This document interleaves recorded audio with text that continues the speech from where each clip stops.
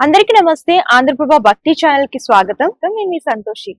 ప్రస్తుతం మనం సికింద్రాబాద్ టెంపుల్ అల్వాల్లో ఉన్నటువంటి శ్రీ ఉమాచంద్ర మౌలీశ్వర దేవాలయానికి అయితే వచ్చాము.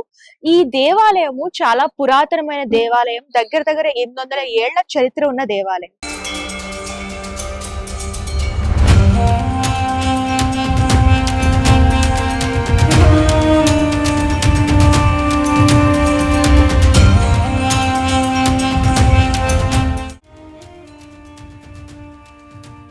అమ్మ ఇదిగా హ్మ్. కోనేరు పుష్కరిణి అంటాం కదా, హ్మ్. గుండం అని కొన్ని చోట్ల అంటారు. హ్మ్. ఇది ఎప్పుడు చూసినా 365 రోజులు కూడా నీళ్లు ఉంటాయి.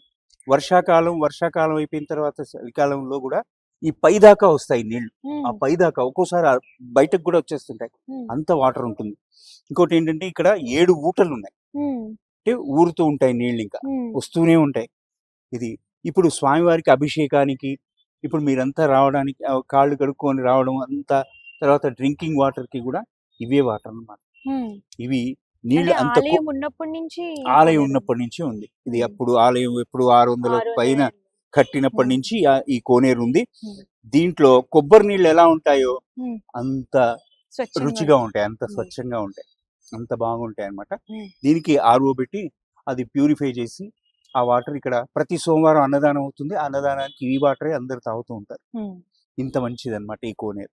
ఇక ఈ తూర్పు ముఖంగా ఉండేది ఆ గోడకి చక్కగా సప్తాశ్వరధమారూఢం ప్రచండం కశ్యపాత్మజం శ్వేతపద్మధరం దేవం త్వం సూర్యం ప్రణమామ్యహం. సూర్యుడిని అలా వేయించడం జరిగింది. అందరూ కూడా పొద్దున్నే వచ్చిన వాళ్ళంతా కూడా సూర్య నమస్కారాలు చేయడానికి చేసుకోవడానికి. చాలా చక్కగా ఉంటుందని అది పెట్టాము. సో ఇదండి వాటి ప్రత్యేకమైన ఆలయం. మరొక ఆలయంతో మళ్ళీ కలుద్దాం. అంతవరకు చూస్తూ ఉండండి ఆంధ్రప్రభ. కెమెరామెన్ సతీష్ తో సంతోషి, టెంపుల్ అల్వాల్ నుంచి.